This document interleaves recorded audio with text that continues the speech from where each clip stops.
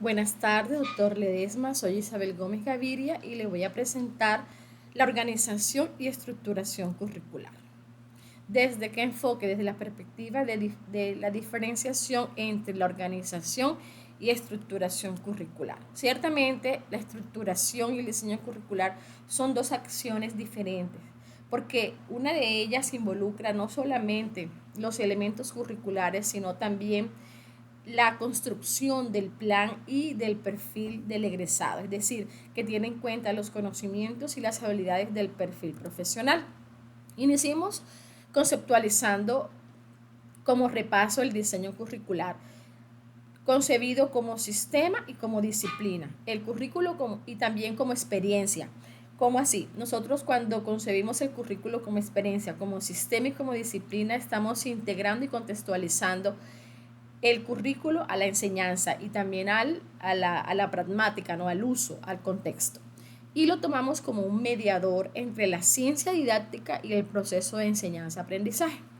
El currículo como contenido de la enseñanza podemos mencionar dos aspectos. Primero, el currículo como la concreción didáctica, es decir, la confluencia de las teorías, principios, categorías, regularidades, que son el objeto particular de la enseñanza y aprendizaje, y el currículo como una guía o plan. Es importante tener claro esta concepción de diseño curricular para luego pasar a lo que nosotros vamos a llamar estructuración curricular.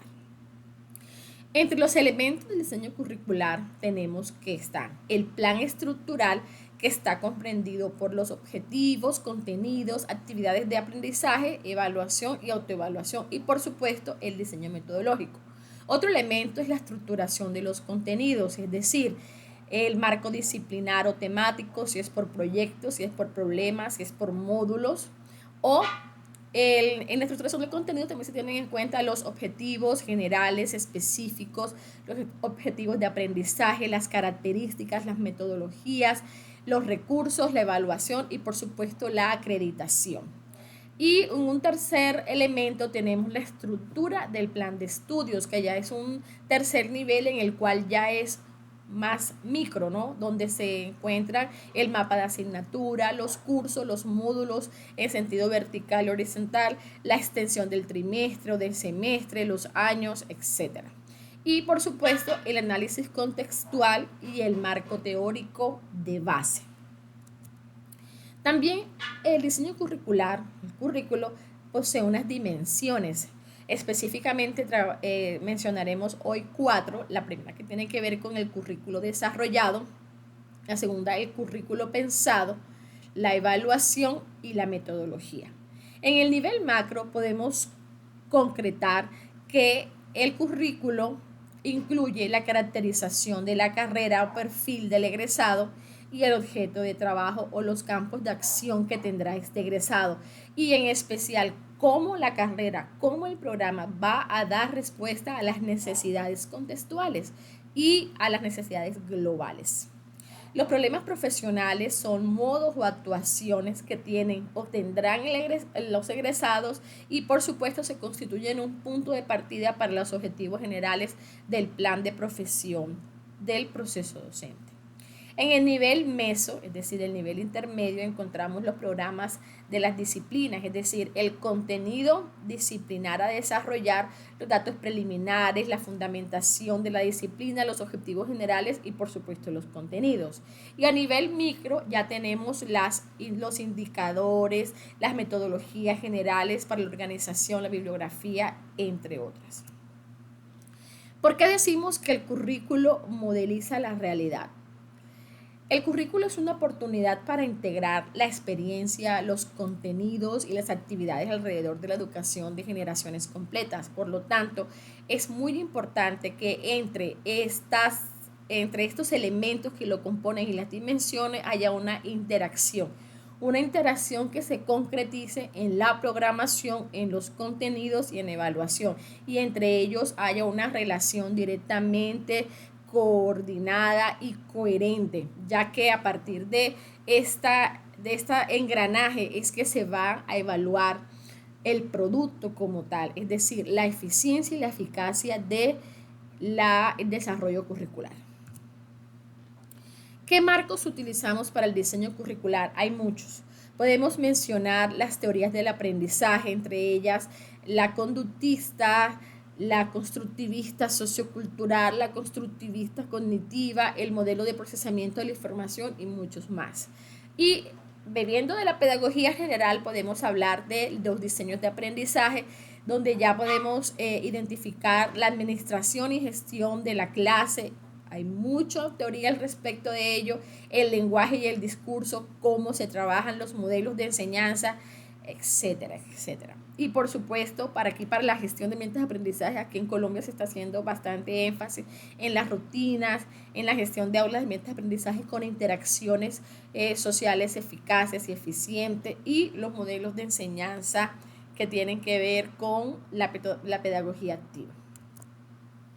Y el currículo como sistema, que este es del autor Pino Juste, 2015, donde él enfatiza en que el currículo es un sistema práctico pedagógico donde existen diferentes subsistemas, en este caso 7, el subsistema de participación social y control, el de especialista de investigación, el subsistema de producción de medios, el sistema de creación de contenidos, ordenación del sistema educativo, sus sistemas de innovación y el político administrativo. Como vemos, hay diferentes subsistemas según la visión de este autor, pero además obedece a una concepción de currículo como sistema, como dijimos anteriormente. Pero, ¿qué papel desempeña el educador en el enfoque constructivista?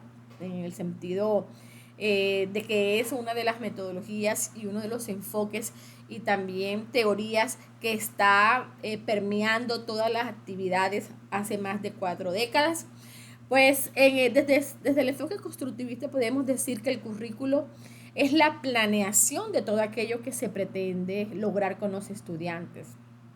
Es decir, que el aprendizaje es totalmente intencional y planificado y guiado por la escuela.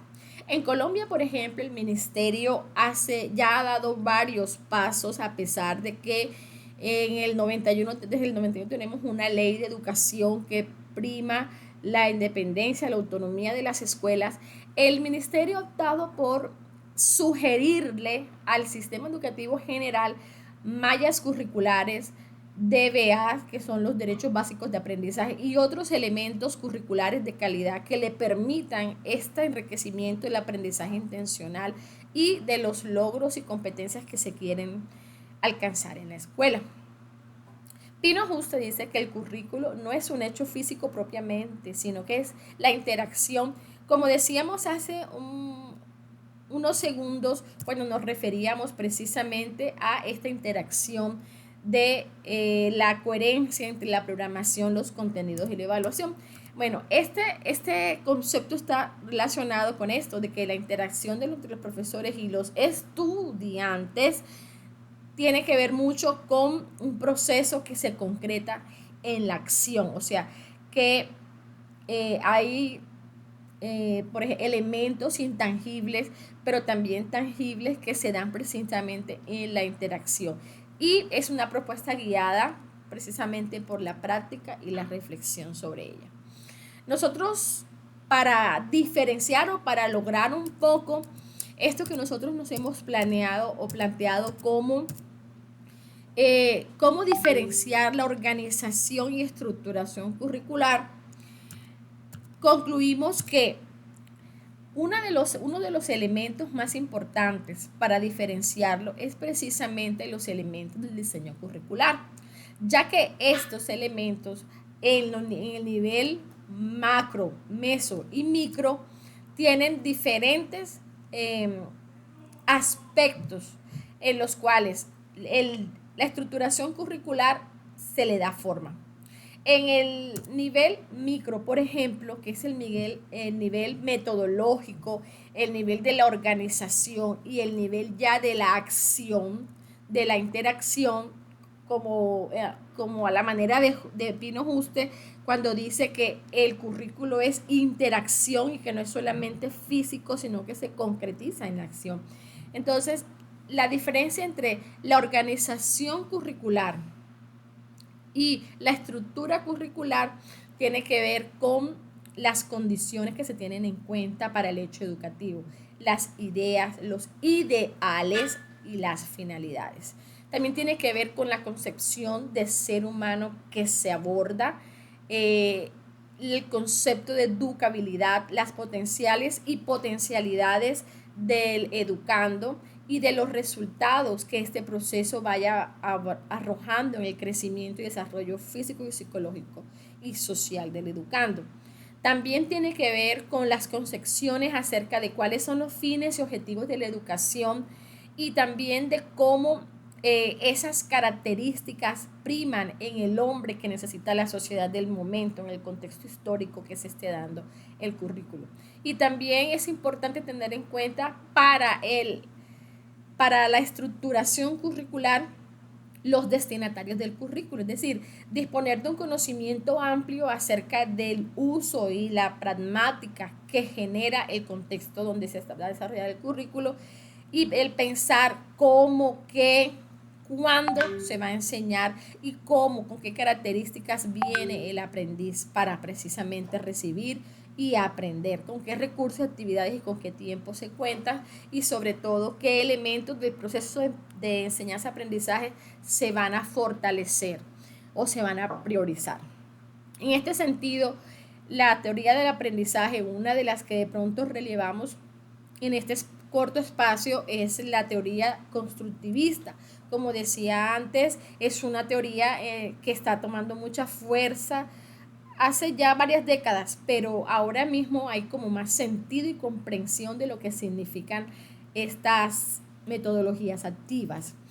El diseño curricular, en este caso, el diseño de ambientes de aprendizaje, también es una de las diferencias entre lo que implica la estructuración curricular y la, el diseño curricular, que es la diferencia está en precisamente las interacciones y donde se conjuga el conocimiento didáctico, el conocimiento disciplinar, la creación de ambientes de aprendizaje, el reconocimiento del contexto, la visión holística de qué enseñar y cómo enseñar y el papel que ofrece la pedagogía en este caso. Aquí relaciono un poco lo que dice el autor Mortimer, Dessner y Kemp, que es citado por Candela con respecto a la administración y gestión de la clase, el lenguaje y discurso, modelos de enseñanza, etc.